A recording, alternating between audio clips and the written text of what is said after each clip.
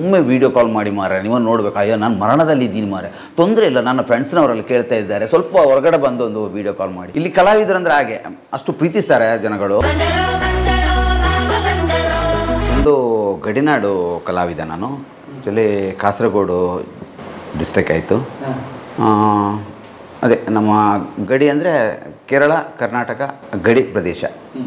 ಸ್ವಲ್ಪ ತಲಪಾಡಿಯಿಂದ ಒಂದು 20 ಕಿಲೋಮೀಟ್ರ್ ಹೋಗಬೇಕು. ಕುಟುಂಬ ಅಂದರೆ ನನ್ನ ಮನೆಯಲ್ಲಿ ನನ್ನ ತಂದೆ ತಾಯಿ 3 ಮಕ್ಕಳು. ಶಾಲೆಯಲ್ಲಿ ಹೋಗುವಾಗಲೇ ನನಗೆ ಈ ಸಂಗೀತದ ಚಟ ಸ್ವಲ್ಪ. ನಾನು ಆ್ಯಕ್ಟ್ರಾಗಿ ಬಂದಿದ್ದಲ್ಲ, ಫಸ್ಟಾಗಿ ಆರ್ಕೆಸ್ಟ್ರಾ ಅದಕ್ಕೆಲ್ಲ ಶಾಲೆಯಲ್ಲೇ ಇರುವಾಗ ಸಂಗೀತ ಆಡ್ತಾಯಿದ್ದೆ. ಕ್ರಮೇಣ ಇಲ್ಲಿ ತುಳುವಿನ ಡ್ರಾಮಗಳು, ಕಾಮಿಡಿ ಡ್ರಾಮಗಳು, ಅದನ್ನು ನೋಡಿಕೊಂಡು ಅದರಿಂದ ನಾನು ಈ ಫೀಲ್ಡಿಗೆ ಬರಬೇಕು ಅಂತ ಅನಿಸ್ತು.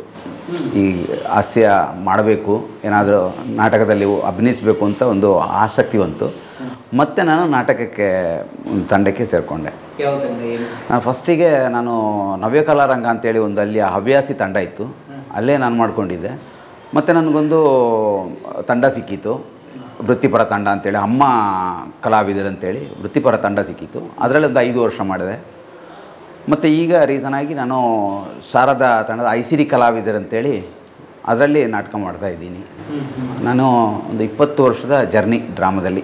ಇಲ್ಲಿ ತುಳು ಡ್ರಾಮಕ್ಕೆ ಒಳ್ಳೆ ರೆಸ್ಪಾನ್ಸ್ ಸಿಗುತ್ತೆ. ಯಾಕೆಂದರೆ ಇಲ್ಲಿ ಕಾಮಿಡಿ ಡ್ರಾಮಾಗಳು ಜಾಸ್ತಿ, ಇಲ್ಲಿ ಸ್ಟೋರಿ ತಗೊಳ್ಳೋದಿಲ್ಲ ಇಲ್ಲಿಯವರು. ನೀವು ಫಿಲ್ಮ್ ಆಗಿರಲಿ, ನಾಟಕ ಆಗಿರಲಿ, ಸ್ಟೋರಿ ಎಷ್ಟು ದೊಡ್ಡದು ಕೊಟ್ಟರು ಇಲ್ಲ, ಕಾಮಿಡಿ ಬೇಕು ಅವರಿಗೆ ಕಾಮಿಡಿ ಇದ್ರೇ ಡ್ರಾಮಾ.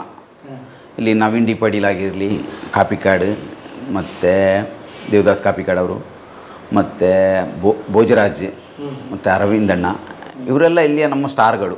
ಇವರನ್ನು ನೋಡಿಕೊಂಡು ನಾವು ಡ್ರಾಮಕ್ಕೆ ಬಂದಿರೋದು. ಇವರೆಲ್ಲ ನಮ್ಮ ಗಾಡ್ ಫಾದರ್ ಅಂತಲೇ ಹೇಳಬೇಕು. ಅವರನ್ನು ನೋಡಿಕೊಂಡು ನಮಗೂ ಡ್ರಾಮಾ ಮಾಡಬೇಕು ಅನ್ನೋ ಹುಮ್ಮಸ್ಸು ಬಂತು, ಡ್ರಾಮಕ್ಕೆ ಬಂದ್ವಿ. ಇಲ್ಲಿ ಆ್ಯಕ್ಚುಲಿ ಕಾಮಿಡಿ ಬೇಕು. ಸೌತ್ ಕೆನರಾ ಇಲ್ಲಿ ಕಾಮಿಡಿ ಇದ್ರೇ ಡ್ರಾಮಾ ಜನ ಸೇರ್ತಾರೆ. ಏನೋ ಜನಗಳಿಗೆ ಅದೊಂದು ಇಷ್ಟ, ಕಾಮಿಡಿ. ಇಲ್ಲಿ ಫಿಲ್ಮ್ ಮಾಡ್ತಿದ್ರು ಅಷ್ಟೇ. ನೀವು ಸ್ಟೋರಿ ಫಿಲ್ಮ್ ಮಾಡಿದರೆ ನೋಡೋರಿಲ್ಲ. ಅದೇ ಕಾಮಿಡಿ ಫಿಲ್ಮ್ ಮಾಡ್ತೀರಾ, ಇಲ್ಲ ನಗ್ತಾರೆ. ಅಂಥ ಕಾಮಿಡಿ ಬೇಕು. ಆ ತುಳುವಲ್ಲಿ ಅಂಥ ಕಾಮಿಡಿ ಇದ್ರೇ ನಗ್ತಾರೆ, ಓಪನ್ ಆಗಿ ನಗ್ತಾರೆ. ಇಲ್ಲೇ ಇದ್ದರೆ ಅಷ್ಟು ತಗೊಳ್ಳೋದಿಲ್ಲ ಅಷ್ಟೇ. ಆ ಪಂಚಸ್ ಎಲ್ಲ ಅಷ್ಟು ಇದ್ರೇ ತಗೊಳ್ತಾರೆ. ಪಂಚಸ್ ಬೇಕಾಗ್ತದೆ. ಇಲ್ಲಿ ಕಷ್ಟ ಅದೇ ನಮಗೆ. ಎಲ್ರಿಗೂ ಈಗ ಎಲ್ಲರೂ ಕಲಾವಿದರಾಗಿ ಬಿಟ್ಟಿದ್ದಾರೆ ಸೌತ್ ಕೆನರಾದವರು ಎಲ್ಲ. ನಾಟಕ ನೋಡಿ ನೋಡಿ ನೋಡಿ ಪಂಚಸ್ ನಾವು ಹಾಕೋದಕ್ಕಿಂತ ಮೊದಲೇ ಅವ್ರು ಹಾಕ್ತಾರೆ. ಅವ್ರಿಗೆ ಗೊತ್ತಿರ್ತದೆ ಪಂಚ ಅಂದರೆ ಹೀಗೆ. ಅದು ಕಷ್ಟ ಆಗಿದೆ ಈಗ. ಎಲ್ಲ ಯೂಟ್ಯೂಬ್ ಅದು ಇದೆಲ್ಲ ನೋಡಿಕೊಂಡು ಎಲ್ಲರೂ ಸೌತ್ ಕೆನರಾದ ಎಲ್ಲರೂ ಕಲಾವಿದರಾಗಿದ್ದಾರೆ. ಏನಾದರೂ ಒಂದು ನಾಟಕದಲ್ಲಿ ಏನಾದರೂ ಪಂಚ್ ನಾವು ಸ್ವಲ್ಪ ಡಿಲೇ ಮಾಡಿದರೆ, ಒಂದು ಟೈಮಿಂಗ್ ಸ್ವಲ್ಪ ಲೇಟ್ ಆದರೆ ಅದೇ ಪಂಚಿ ಆಡಿಯನ್ಸ್ ಆಗ್ತಾರೆ. ಅದು ಕಷ್ಟ ಆಗಿದೆ. ತುಂಬ ಸ್ಟ್ರಾಂಗ್ ಇರಬೇಕು. ನಾನು ತುಂಬ ಡ್ರಾಮಾ ಮಾಡಿದ್ದೀನಿ. ಅಮ್ಮ ಕಲಾವಿದರಲ್ಲಿ ನಾನು ಮದ್ಮೆ ದುಮ್ಮನಾನಿ ಅಂತೇಳಿ, ಮತ್ತು ಚಿಕ್ಕಮ್ಮ, ಮತ್ತು ಪನ್ನೀರ ಪೊಂಡ ಮುಗ್ಗೆರೊಂಡ, ಕಥೆ ಹತ್ತು ಜೀವನ. ಈಗ ರೀಸನಾಗಿ ನಾನು ಶಾರದಾ ತಂಡದ ICD ಕಲಾವಿದ. ಒಂದನೇದಾಗಿ ಕಲಾವಿದ ಅಂದ ಕೂಡಲೇ ಪಬ್ಲಿಕಲ್ಲಿ ನಮಗೆ ಸ್ವಲ್ಪ ರೆಸ್ಪಾನ್ಸ್ ಇರುತ್ತೆ. ನಮ್ಮನ್ನು ಪ್ರೀತಿಸ್ತಾರೆ. ಅವರು ಪ್ರೀತಿಸುವಾಗ ನಾವು ಪ್ರೀತಿಸ್ಬೇಕಷ್ಟೇ. ಅವ್ರು ಏನಾದರೂ ಫೋನ್ ಮಾಡಿದ್ರು ಅಂತೇಳಿ ನಾವು ಬ್ಯುಸಿಯಾಗಿ ಏರ್ ಮಾರೆ ಫೋನ್ ಮಾಡ್ತೀನಿ ಅಂತೇಳಿ ಅದಿಲ್ಲ. ಯಾವ ಟೈಮಲ್ಲಿ ಅವ್ರು ಫೋನ್ ಮಾಡ್ತಾರೆ ಅವಾಗ ಎತ್ಕೊಂಡು, ಎಲ್ಲೋ ಮರಣದಲ್ಲಿರುವಾಗಲೂ ಫೋನ್ ಮಾಡ್ತಾರೆ. ಅಯ್ಯೋ ಮೊನ್ನೆ ದೀಪಕ್ ಅವರು ಹೇಳಿದರು, ಅವರು ಮರಣದಲ್ಲಿದ್ದಾರೆ ಪಾಪ, ಯಾರೋ ಒಬ್ಬರು ಕಾಲ್ ಮಾಡಿ ಹೇಳ್ತಾಯಿದ್ರು, ಒಮ್ಮೆ ವಿಡಿಯೋ ಕಾಲ್ ಮಾಡಿ ಮಾರೆ, ನೀವು ನೋಡ್ಬೇಕು. ಅಯ್ಯೋ ನಾನು ಮರಣದಲ್ಲಿ ಇದ್ದೀನಿ ಮಾರೆ, ತೊಂದರೆ ಇಲ್ಲ, ನನ್ನ ಫ್ರೆಂಡ್ಸ್ನವರಲ್ಲಿ ಕೇಳ್ತಾ ಇದ್ದಾರೆ, ಸ್ವಲ್ಪ ಹೊರಗಡೆ ಬಂದು ಒಂದು ವಿಡಿಯೋ ಕಾಲ್ ಮಾಡಿ. ಇಲ್ಲಿ ಕಲಾವಿದರಂದ್ರೆ ಹಾಗೆ ಅಷ್ಟು ಪ್ರೀತಿಸ್ತಾರೆ ಜನಗಳು. ಅದು ಎಲ್ಲಿಂತಿಲ್ಲ, ಅವರಿಗೆ ಮಾತಾಡಿಸ್ಬೇಕು ಅನ್ನೋವಾಗ ಅವರಲ್ಲಿ ಮರಣನ ಏನೋ ಅವರು ನೋಡೋದಿಲ್ಲ, ಮಾತಾಡಲೇಬೇಕು. ಹಾಗೆ ಕರಾವಳಿ ವಿಶೇಷ ಅಂದರೆ ನಿಮಗೇನೆ ಗೊತ್ತು. ಇಲ್ಲಿ ಕಲೆ ಆಸ್ವಾದನೆ ಮಾಡ್ತಾರೆ ಇಲ್ಲಿ ಜನಗಳು. ಕಲೆಯನ್ನು ತುಂಬ ಪ್ರೀತಿಸ್ತಾರೆ, ಕಲಾವಿದನನ್ನು ತುಂಬ ಪ್ರೀತಿಸ್ತಾರೆ. ಒಂದನೇದಾಗಿ ಒಬ್ಬ ಕಲಾವಿದ ಇಲ್ಲಿಂದ ಏನೋ ನಮ್ಮ ಗಾಂಧಿನಗರಕ್ಕೆ ಹೋದ ಅಂದರೆ ಅವನಿಗೆ ತುಂಬ ಇದು ಸಪೋರ್ಟ್ ಮಾಡ್ತಾರೆ. ದೊಡ್ಡ ದೊಡ್ಡ ಕಲಾವಿದರು ಹೇಳ್ತಾರೆ, ಪುಷ್ಪ ನೀನು, ಈಗ ನಾನೇ ರೀಸನಾಗಿ ಕಾಂತಾರದಲ್ಲಿ ಫಿಲ್ಮ್ ಮಾಡಿದ ಮೇಲೆ ದೊಡ್ಡ ದೊಡ್ಡ ಕಲಾವಿದರು ನನ್ನನ್ನು ಪ್ರೋತ್ಸಾಹ ಮಾಡಿ, ತುಂಬ ಚೆನ್ನಾಗಿದೆ ಪುಷ್ಪ ಮಾಡಿದೆಯಲ್ಲ, ದೊಡ್ಡ ಬ್ಯಾನರ್, ಒಂದು ಕನ್ನಡ ಮೂವಿ ಮಾಡಿದ್ವಿ, ಖುಷಿ ಆಯಿತು. ಮತ್ಸರ ಇಲ್ಲ. ಒಂದನೇದಾಗಿ ಮನಸ್ಸಿನೊಳಗೆ ಮತ್ಸರ ಇಲ್ಲ. ನನಗಿನ್ನ ಚಿಕ್ಕ ಕಲಾವಿದ ಹೋಗಿ ದೊಡ್ಡ ಪರದೆಯಲ್ಲಿ ಮಾಡ್ತಾ ಇದ್ದಾನೆ ಅನ್ನೋ ಮತ್ಸರ ಒಂದು ಇಲ್ಲ. ಸಪೋರ್ಟ್ ಮಾಡ್ತಾರೆ. ಅದು ಖುಷಿ ನನಗೆ. ತುಳುವಲ್ಲಿ ನಾನು 25 ಫಿಲ್ಮ್ ಮಾಡಿದ್ದೀನಿ. ತುಳುವಲ್ಲಿ 25 ಫಿಲ್ಮ್ ಮಾಡಿದ್ದೀನಿ. ಕನ್ನಡದಲ್ಲಿ ಒಂದು 9 ಫಿಲ್ಮ್ ಆಯಿತು. ಈಗ ಕಾಂತಾರ ಸೇರಿ 9 ಫಿಲ್ಮ್ ಆಯಿತು. ಅನುಭವ ಅಂದರೆ ತುಳುವಲ್ಲಿ ಅದೇ ನಾನು ಹೇಳಿದೆಲ್ಲ, ಕಾಮಿಡಿ ಇರಬೇಕು, ಸ್ಟೋರಿ ಇರಬಾರ್ದು. ತುಳುವಿಂದಲೇ ನಾನು ಆ್ಯಕ್ಚುಲಿ ಕನ್ನಡಕ್ಕೆ ಬಂದಿದ್ದೆ. ತುಳುವಿಂದ ನೋಡಿ ಮತ್ತೆ ಕನ್ನಡಕ್ಕೆ ಬಂದುವ. ನಾನು ಇಲ್ಲಿ ಕಾಮಿಡಿ ಪ್ರೀಮಿಯರ್ ಲೀಗ್ ಅಂತೇಳಿ ಬಲೆ ತೆಲಿಪಾಲೆ ಅಂತೇಳಿ ಒಂದು ಪ್ರೋಗ್ರಾಮ್ ಆಗ್ತಾಯಿದೆ ಇಲ್ಲಿ ಸೌತ್ ಕೆನರಾದಲ್ಲಿ. ಅದು ವರ್ಲ್ಡ್ ನೋಡ್ತಾರೆ ಯೂಟ್ಯೂಬಲ್ಲಿ. ಒಳ್ಳೆ ವ್ಯೂವರ್ಸ್ ಇದ್ದಾರೆ ಅದಕ್ಕೆ. ಇಲ್ಲಿ ಗಲ್ಫಲ್ಲಿ ಎಲ್ಲಿ ಬೇಕಿದ್ರು ನೋಡ್ತಾರೆ.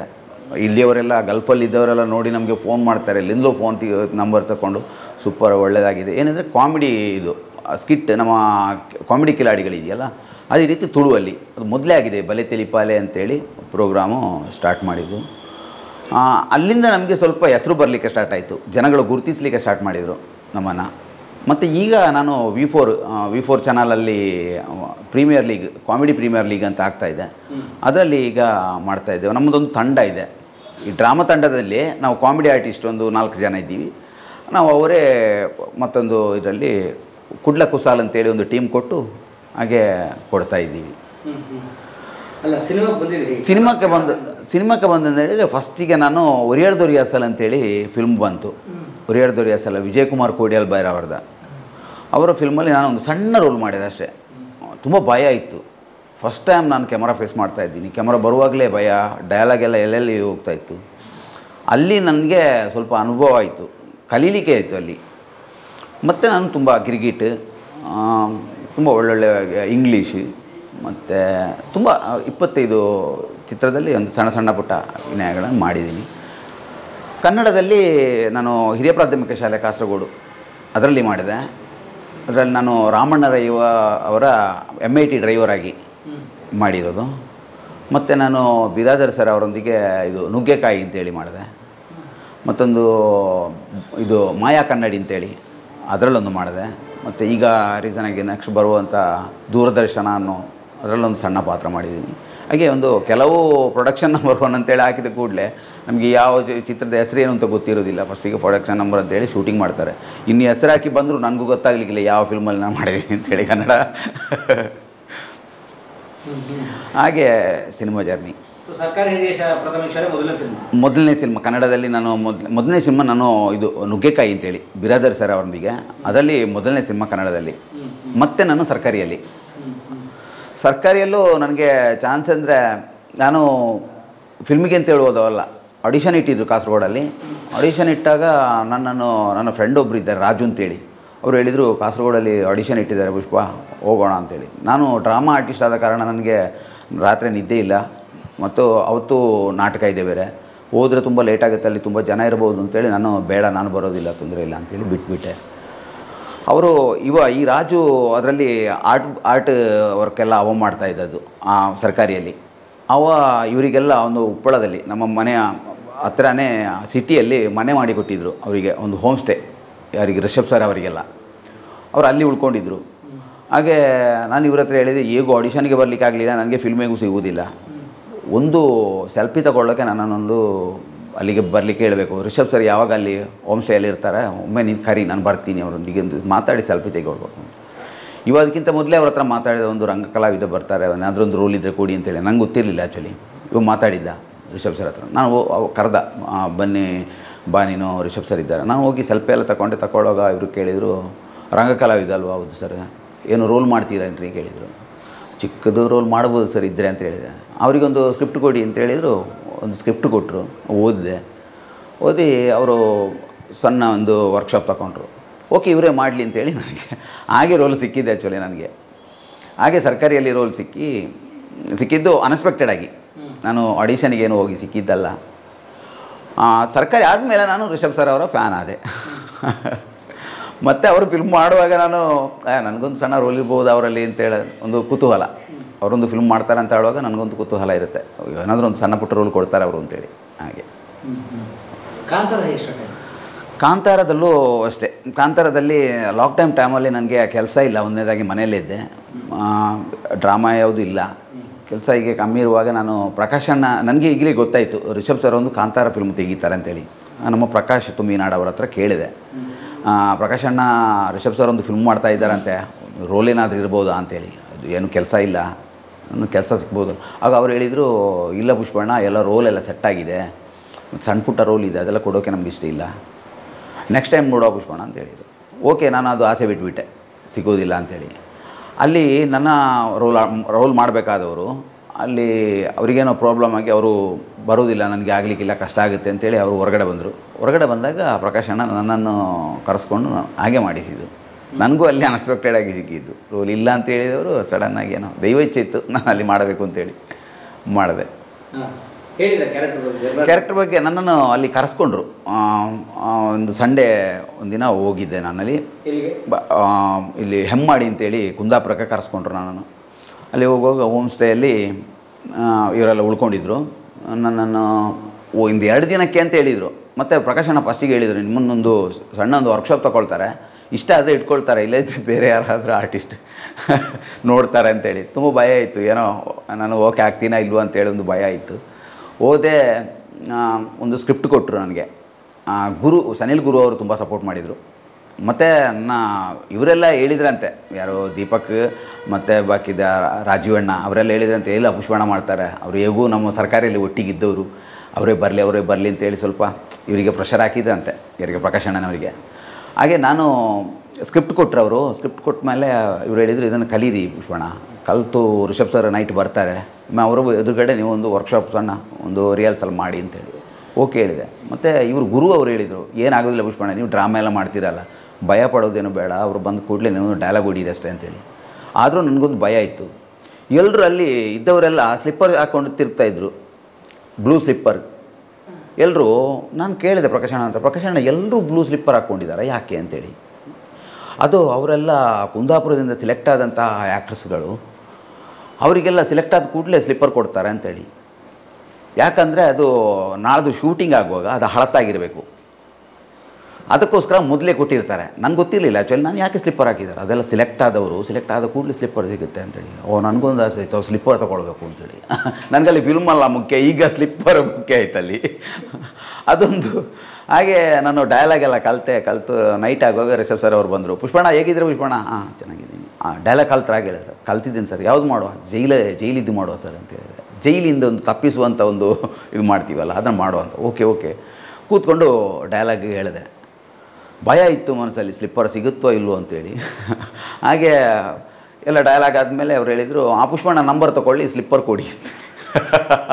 ಸ್ಲಿಪ್ಪರ್ ಸಿಕ್ಕಿತ್ತು, ನಾನು ಗ್ಯಾರಂಟಿ ಅದೇ ಫಿಕ್ಸ್ ಆಯಿತು.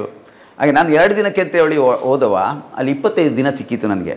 25 ದಿನ ಶೂಟಿಂಗ್ ಅಂತೇಳಿ ನನಗೆ ಡೇಟ್ ಸಿಕ್ಕಿತ್ತು. ನಾನು ಡ್ರೆಸ್ ಎಲ್ಲ ಕೊಂಡೋಗಿರಲಿಲ್ಲ ಆ್ಯಕ್ಚುಲಿ. 25 ದಿನಕ್ಕೆ ಡ್ರೆಸ್ ಬೇಕಲ್ಲ, 2 ಜೊತೆ ನಾನು ಡ್ರೆಸ್ ಕೊಂಡೋಗಿದ್ದು. ಶೆಡ್ಯೂಲು 24 ದಿನ ಏನೋ ಬಂತು ನನಗೆ. ಏನು ಮಾಡೋದು, ಈ ಡ್ರೆಸ್ಸಲ್ಲೇ ಅಡ್ಜಸ್ಟ್ ಮಾಡಿಕೊಂಡು ಒಂದು ದಿವಸ ಹಾಕೋದು, ಅದನ್ನೇ ತೊಳೆದು ಹಾಕೋದು, ಮತ್ತು ಮರುದಿನ ಮತ್ತೊಂದು ಹಾಕಿ ಅದನ್ನು ರಾತ್ರಿ ಬಂದು ತೊಳೆದು ಹಾಕೋದು, ಹಾಗೆ ಏನೋ ಅಡ್ಜಸ್ಟ್ ಮಾಡಿಕೊಂಡು ಶೆಡ್ಯೂಲ್ ಮುಗಿದಾಗ ಊರಿಗೆ ಹೋಗಿ ಮತ್ತೆ ಡ್ರೆಸ್ ಕಟ್ಕೊಂಡು ಬಂದು. ಹಾಗೆಲ್ಲ ನಾನೇನೋ ಅದರಲ್ಲಿ ಮಾಡಬೇಕು ಅನ್ನೋ ಒಂದು ದೈವ ಇಚ್ಛೆ ಇತ್ತು, ಮಾಡಿದೆ. ಇಲ್ಲದ್ರೆ ರೋಲೇ ಇಲ್ಲ, ಏನೋ ಸಿಗುತ್ತೆ ಅಂತ ಭಯದಲ್ಲಿ ಹೋದವ, ಸಿಕ್ಕಿದೆ. ನನಗೆ ಆ್ಯಕ್ಚುಲಿ ಬೀಡಿ ಪಟಾಕಿ ಇದೆಯಲ್ಲ, ಅದನ್ನು ಹೊಡಿಯೋದ್ರಲ್ಲಿ ತುಂಬ ಭಯ. ನಾನು ದೀಪಾವಳಿಗೆ ಎಲ್ಲಾದರೂ ಮನೆಗೆ ಪಟಾಕಿ ಅಂದರೆ ನಾನು ಮನೆಯೊಳಗಿರ್ತೀನಿ, ತುಂಬ ಭಯ ಪಟಾಕಿಗೆ. ಇವರು ನನಗೆಲ್ಲ ಕಾಸ್ಟ್ಯೂಮೆಲ್ಲ ಹಾಕಿದ ಮೇಲೆ ಒಂದು ಚೀಲ ತಂದು ಕೊಟ್ಟರು ರಿಷಬ್ ಸರ್.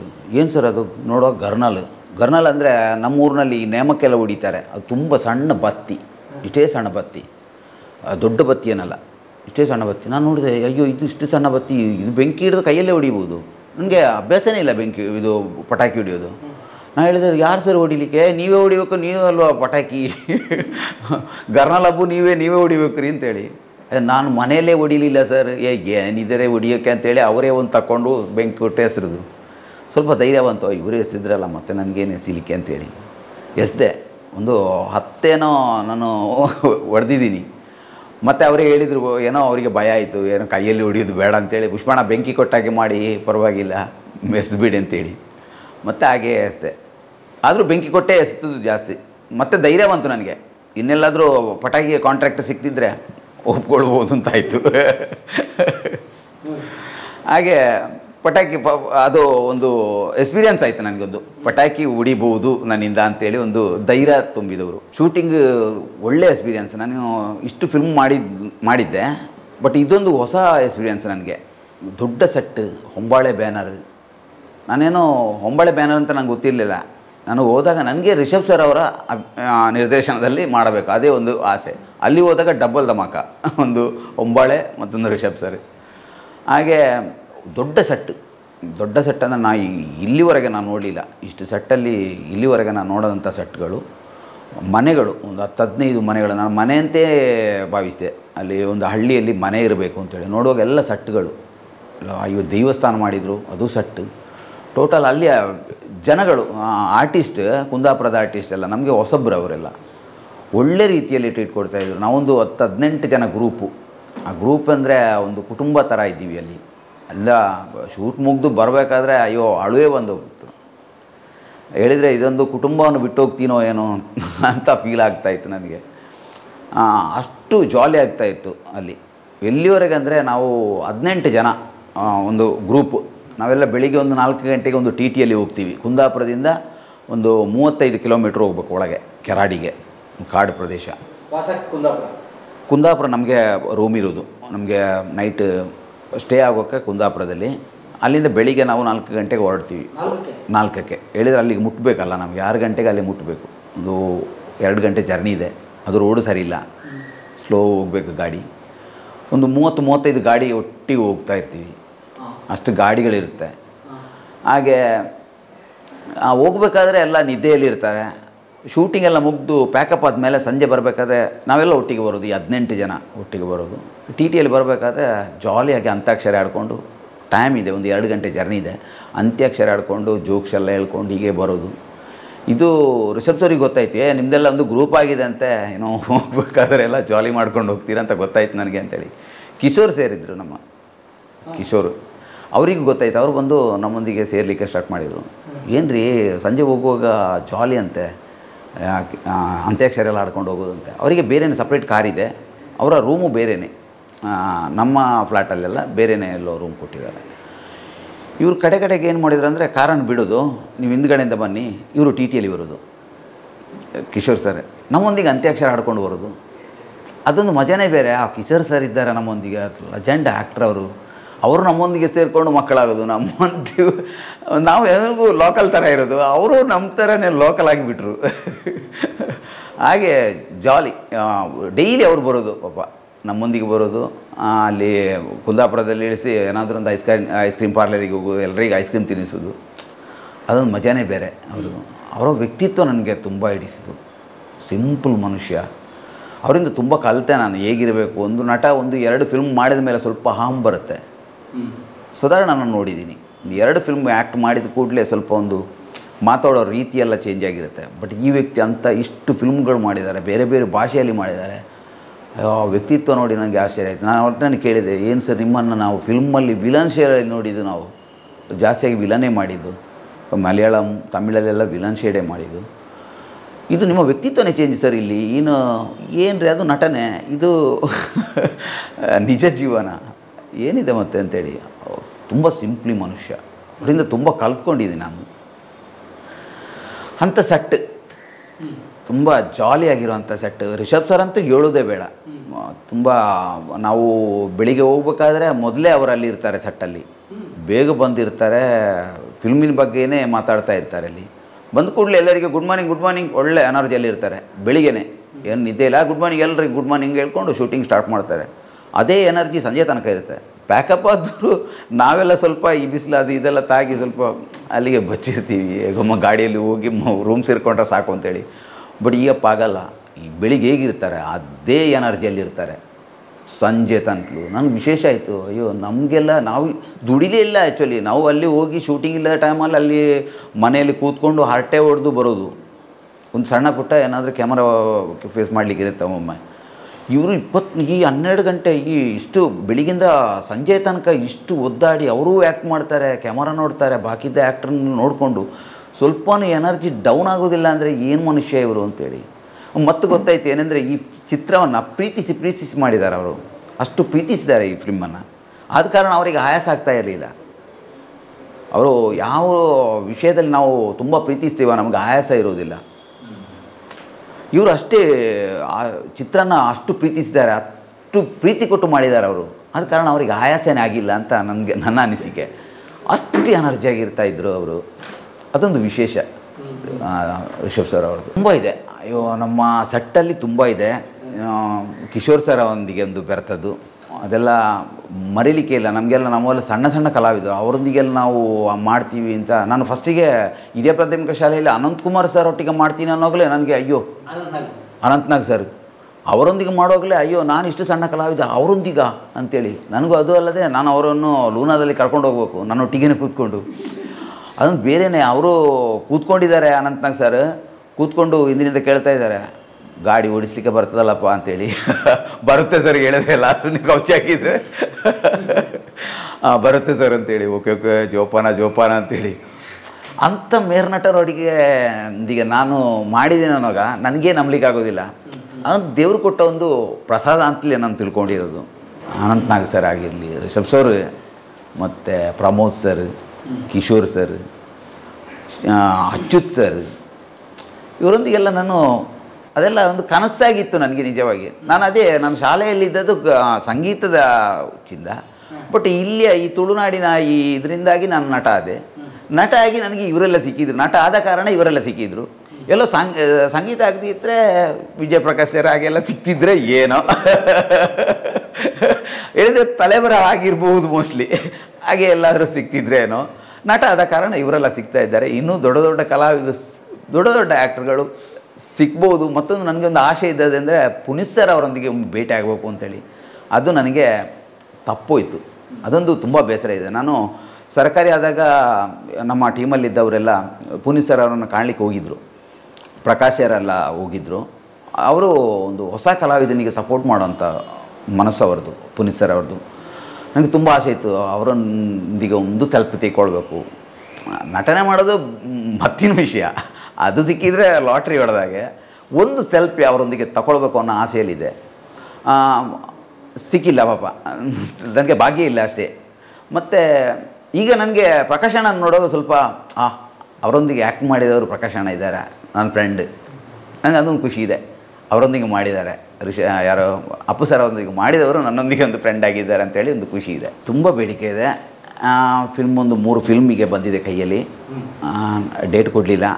ಒಂದು ಇವ್ರದ್ದು ರಿಷಬ್ ಸರ್ ಹೀರೋ ಆಗಿ ಲಾಫಿಂಗ್ ಬುದ್ಧ ಅಂತೇಳಿ ಆಗ್ತಾಯಿದೆ, ಅದಕ್ಕೊಂದು ಕೇಳಿದ್ದಾರೆ. ಇದೆಲ್ಲ ಮುಗ್ದ ಮೇಲೆ ಮೋಸ್ಟ್ಲಿ ಸ್ಟಾರ್ಟ್ ಆಗುತ್ತೆ. ಜನಗಳು ತುಂಬ ಪ್ರೀತಿಸ್ತಾರೆ.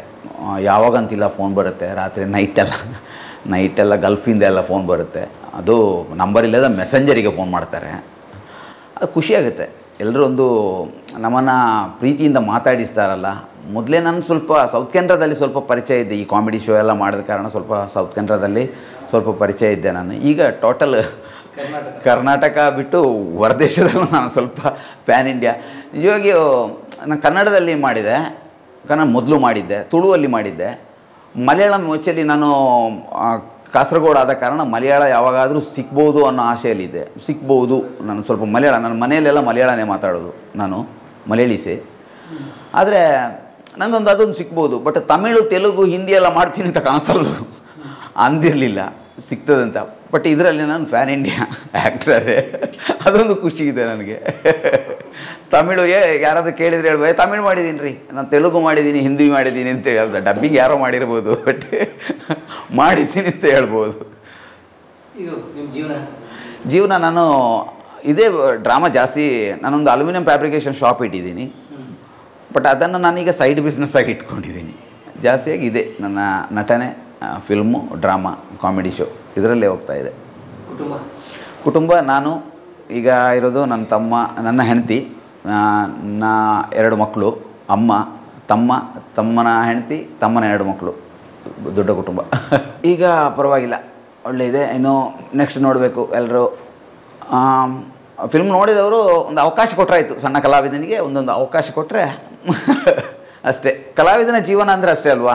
ಒಂದು ಚಿತ್ರ ಮಾಡಿದ ಕೂಡಲೇ ಒಂದು ಚಿತ್ರದಲ್ಲಿ ಏನೋ ಒಂದು ಅಭಿನಯಿಸಿ ಯಾರಾದರೂ ಒಂದು ನಮಗೆ ನೋಡಬೇಕಾದ್ರೆ ಯಾರಾದರೂ ಒಂದು ನಿರ್ದೇಶಕರು ಯಾರಾದರೂ ನೋಡಬೇಕು, ಅವರು ಗುರುತಿಸಿ ನಮಗೊಂದು ಚಿತ್ರ ಕೊಡಬೇಕು.